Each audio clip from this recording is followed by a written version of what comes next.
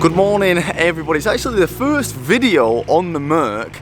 Now it's all well and good buying a car and modifying it straight away. When you have a car like these, they're very picky and you have to make sure that you're starting off with a very good base. So we're actually down here at AJS Performance today and we're doing something which I believe, and I've been told by the Merc people, is very important. So Ollie, the guy did the review on the C63 last week, he brought his, mine's actually quite quiet actually, we need that being louder. He actually brings his Merc here, and I actually put on the Facebook page, and a lot of people have recommended these AJS Performance and Hitchin. So we're down here today getting a few things done on the Merc before we start cracking on with the mods. I want to make sure everything is fine with her. So Jay here is going to do a full overhaul on the car. And we're actually going to do a proper gearbox service. So they actually have a kit with these, and the gearboxes actually need like mapping in a way. So I think they call it an adaptation. So that's the main thing we're actually getting done. So I'm trying to touch all the fucking cars. But they need to be done regularly. And this one hasn't been done for, I think, about 20 or 30,000 miles from the service history. So the first thing I wanted to do was do a gearbox service. And we're going to ask all the questions, do a main overhaul and see if there's actually anything wrong with the Merc. Because it's always nice to have your car checked over before you start modding it.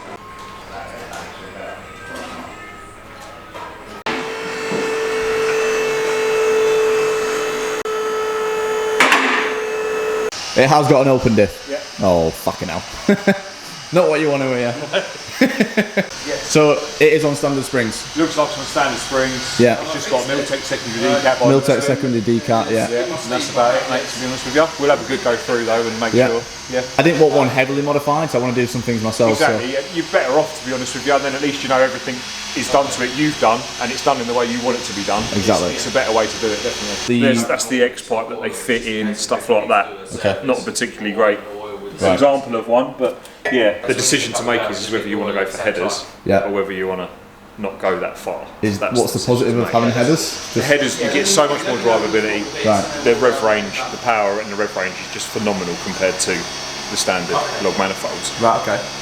But if you start deleting the resonator and putting X pipes and H pipes and stuff in, when you put the headers on, it can get quite drony and a bit excessive. Right, yeah. So that's what people kind of tend not to like. Our personal best setup for me is headers with the standard middle and rear. So then, Craig, I hear a lot of people on the forums, and I think it's a main thing that like a gearbox service are very important on these. Yes, they are. Yeah. Okay. Like, what happens if you don't service them, or what's the like? They can come a bit sluggish, and the gear changes on as often as they should be, and stuff like that. So that's why obviously we recommend to do the gearbox oil and filter, plus obviously do the readaptation on the gearbox. Okay. And then it should drive a lot better after that. How often would you recommend doing a service on the box? I would say every sort of 2 years. Yeah, because this one does feel a little bit more sluggish than Ollie's. Okay. It doesn't feel as quick. The main thing I can get is his kick down was a lot faster than my kick down. Yeah, and that's obviously because he's had the gearbox oil and filter done plus the adaptation. So I should notice quite a bit. You should notice quite a bit of a difference, depending on obviously when it was done last and stuff. Yeah. So you did notice that this oil was a little bit darker than what you would want from a recent, from a 10,000 mile change.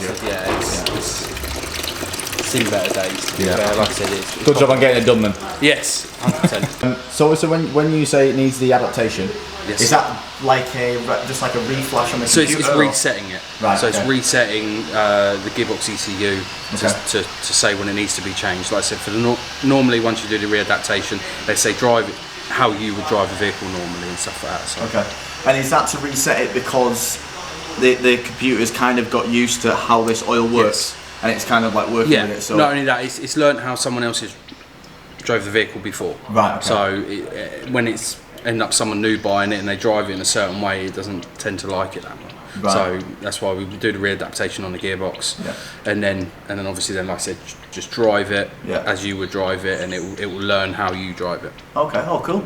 So I remember seeing this last time. I just need to show you guys this car because it's insane. So does he track this very often, or what's the use for it? To be fair, because it's been rebuilt, it was meant to be for track, but it's taken a little bit longer than it should have done. But he just wants to get it done now. But yeah, he's in Australia at the moment, so it's been put on the.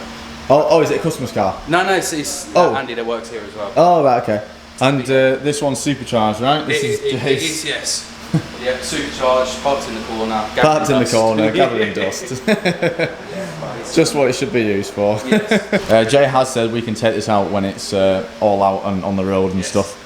What's it, 700 horsepower? 770, I think. 770? Jay knows the total figures. Right. I'm pretty sure it's somewhere there or thereabouts. So it's fast? Yes. Yeah. So now we're going to take the sump off the box. Yep. I'm going to see all the complicated, lovely bits inside. Yes. So most of the bolts off that are off, and it's kind of just sitting out, expecting to have to pry it off. And No, they normally come off pretty easy. yeah. No, this is the fun part. Trying to get all the oil not all over the floor. Yeah, that's it. Which is normally. Oh yeah. Hey, not too bad. No. Probably the first time I've done it without spilling the drop. Good job on filming. God, it doesn't really look like much, does it? No, It just literally. looks like a fucking, it's like a something you put in the oven or something. Yeah. Put me chicken on that layer. There it is. It doesn't look like anything. It's so weird. Yeah. I expect to see those like cogs and stuff. No, see, unfortunately, it's all built in on the inside. That's it. It's so small as well. Yes. Yeah, you don't expect it. You think some massive parts. Yeah. But yeah, they're Wow. they're pretty small. Definitely not what I was expecting. Got a couple of magnets on here. What, and they just stick to the bottom of the pan? Yeah. Oh wow. Yeah, literally, and then if any swarf or anything, it just attracts to that, and obviously it will stick to this instead of going through the gearbox. So, are there any telltale signs at this point that you would see if something damage has been done? Or? Yeah, if there was any big bits of swarf in the gearbox and stuff, but this is all pretty clean. And would you start to see anything on here, or even if a gearbox was fucked, would it still look that clean? Not really, because it's all on the inside to Right, be okay, fair. yeah. So, like I said, if you were going to notice anything, it'd be in the bottom of the pan. Yeah. We clip that on afterwards. Yeah. And then when you fill the gearbox up, we fill it up to a certain point, so it doesn't come out. So we get a new filter, new filter, new gasket, and then just the oil, and that's about it. Yeah. Oh, so you push the oil through that? Yes. That's strange. Yeah. Yeah. See, the older Mercs and stuff, they've got dipstick tubes and stuff where you can fill it up through the top. Obviously, we fill it up through the bottom on this. Right. Okay. I was going to say, because if you didn't know what you were doing, you'd be like, where the fuck do I fill it up? Yes. Yeah. So these are the bits. So we've got the genuine. Yeah. Okay. Oh, well, that's it. Yeah. We've got. He said it does great. We've got some new bolts for new transmission and new bolts. And then I'm guessing this is the filter. We've got the new filter. We've got the new filter and we've got the old filter. Oh yeah, you've seen that. Yeah, sealed inside. Yeah. So was that colour at one point? It was at one point. So this filter literally just pushes in? Literally, yeah, just pushes in, locks in. There's a new gasket on there and that. And then everything on. just pops in, doesn't it? Yeah, literally. Yeah. Literally, magnets stick on. And then they're just new bolts. Yeah, they're stretch bolts. Yeah, you have to replace them. The problem if you try and torque them up, they end up snapping. But yeah, you only do them up to about 8 Newton meters, so they're not excessively tight. Yeah. I actually thought it's actually quite simple, isn't it? Really? Yeah. They're not too bad to do, to be fair. I thought, AMG gearbox automatic. This is the problem. Everyone thinks AMG. They're going to be really hard to work on, but to be fair, they're just. You said before you actually really enjoy working on these. Yeah, cars. I do. New sump on. Alright, back on. So another interesting thing to note is that the actual bolts don't actually go through. Don't actually go through the sump. You have these metal sort of like hangers in a way, and they just grip round the sump and just hold it up pretty much. Yeah, just pull it up tight. So this is the little pumper contraption thing. Yeah. So. And we literally just pump the gearbox all up through here. Yes. Yeah.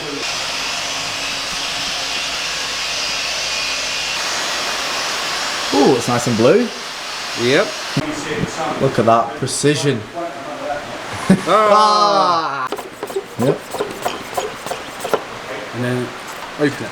Oh, there she goes. And there we go. Easy. Everyone will be doing it in a year's time. Yeah, I'm not customer anymore, mate. I've seen that video. It's piss easy. Just circulating the oil, just to get it flowing around the gearbox. So put it in reverse, just make sure it goes into every gear and stuff.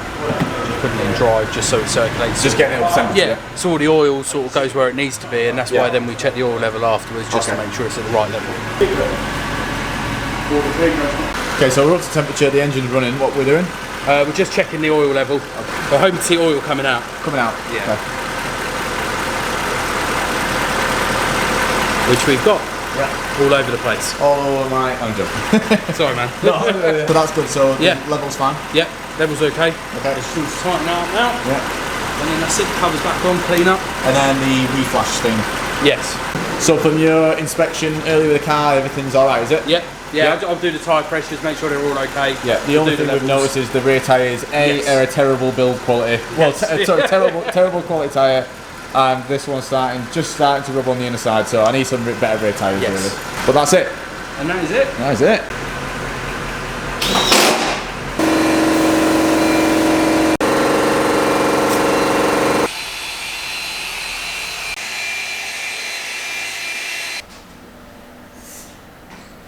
Right, so she's all reset.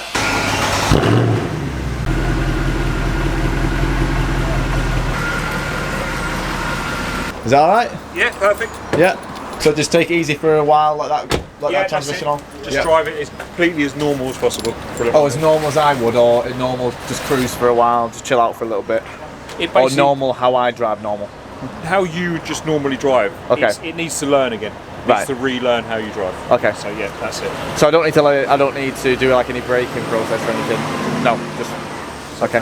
Cool. Just drive how I normally drive. It feels good, yeah? Yeah, it feels good. It feels really nice. It feels good, yeah, for the mileage and everything. It feels like a really nice car. It's quite nice, quite tight. Yeah. Yeah, definitely. It's lovely. Oh, cool. I'm impressed for the money, to be honest with you. Yeah. You are? Oh, good. Very nice. Good. It's really good to hear. I did notice how tight it feels as soon as I got on it. I was like, it feels really good. It feels way tighter than the M3 does. Yeah, it's smooth. It feels like a very nice car, definitely. Oh. I think you got a good car for the money. Right, thank you very much, Jay. No problem at all, mate. Thank you very much, Craig. Not thank you, but nice to meet you. Right, thank you very much. Cheers, mate. See you later. That service was amazing. It's nice to go into a garage and just feel comfortable, especially when I'm filming and stuff. Super nice guys. I felt super comfortable filming, which was a big thing for me. Obviously, sometimes it's quite daunting going into garages and filming and stuff. It was super welcoming, and the service was amazing. Like they've checked my oil, topped up my oil. They even greased all the hinges, the door hinges, the bonnet hinges. They checked the power steering. They've done all the tyre pressures, checked everything over. And that service is just, I've never seen a service like that where they're greasing the hinges. And even better as well, they're all documented on Merc service, so they've put it online. It's had the Gearbox service at this, so they're documented on the Merc service history electronically. Amazing service. Thank you. So I'm going to be coming here for everything I want. Jay's got a lot of contacts as well. I say a lot of people recommend them in the page, so huge thank you to AJS. If you have got a Merc or anything, hit them up. And please drop them a follow on Instagram for me, because they've really helped me out and I'm actually really impressed with the service. So thank you guys if you are watching this, and thank you to everyone watching this. I'm excited to see what it drives right now, because I said it was getting a little bit sluggish with the gears, but they're saying, as you say, it should drive like a brand new car now. So I'm excited to drive home. Thanks for watching, everyone. I love you all. Now we can start with the mods, knowing that everything's good on this car. So yeah, let's get started with the mods. So instantly I can feel the kickbacks are way quicker. Woo! Way quicker. And that's what annoyed me the most, was the kickbacks were a bit sluggish. So if you don't really know about the kickbacks, it's when you're in a low gear, there's like a sensor on the bottom of the throttle, like right in the firewalls. When you hit that, when you full float it, it kicks back down 2 gears and kick back. So we're doing another kickback here now. So we're at 2k revs. So foot flat, kickback there, boom, way faster. Because mine was never as fast as Ollie's. When I drove Ollie's, the kickback was way faster. Buzzing, because that kickback is probably one of the most, in my opinion, one of the most fun thing about the cars was that that kickback. Foot flat, kickback.